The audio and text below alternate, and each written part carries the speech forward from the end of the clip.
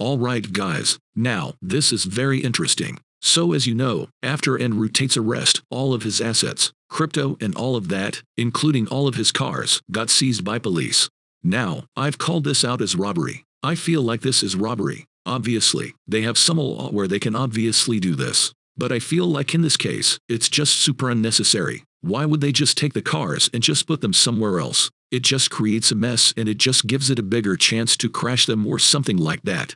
That would actually not be good. So basically, they have seized all the property that was basically movable. All the cars got seized. He had over 10 cars in his Romanian house, I believe. But then something caught my eye that is absolutely hilarious and proves that the police literally just wanted to rob him for his money. And I'll explain why. So in theory, they seized all the cars because they believed that all the cars were bought with this money laundering money, not the real money. So they take all the cars until he's proven innocent, right? Well, if you look at this footage right here, they haven't taken one car. The one and only 1978 Lada, which is Tristan's car, which has not been taken. Now, going by logic, if they seize all the assets because they think they're bought with money laundering money, I don't think they should look at the price, right?